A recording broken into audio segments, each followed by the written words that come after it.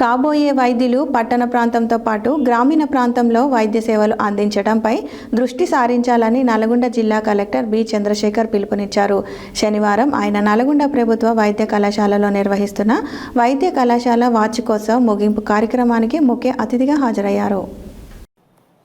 కాబోయే వైద్యులు పట్టణ ప్రాంతంతో పాటు గ్రామీణ ప్రాంతంలో వైద్య సేవలు అందించడంపై దృష్టి సారించాలని నల్గొండ జిల్లా కలెక్టర్ బి చంద్రశేఖర్ పిలుపునిచ్చారు.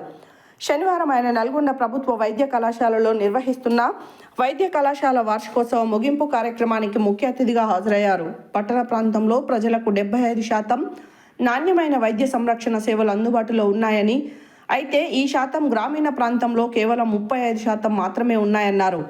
ప్రభుత్వ పరంగా ఆరోగ్య సదుపాయాలతో పాటు ప్రాథమిక వైద్య ఆరోగ్య కేంద్రాలు, ఆరోగ్య ఉప కేంద్రాలు, అంగన్వాడీ కేంద్రాల ద్వారా వైద్య ఆరోగ్య సేవలు అందిస్తున్నప్పటికీ ఇంకా 65% మంది గ్రామీణ ప్రాంతంలో ప్రజలు సరైన వైద్యశాల పొందలేకపోతున్నారని, అందువల్ల వైద్యులందరూ గ్రామీణ ప్రాంతంలో వైద్య సేవలు అందించడంపై దృష్టి సారించాలని విజ్ఞప్తి చేశారు.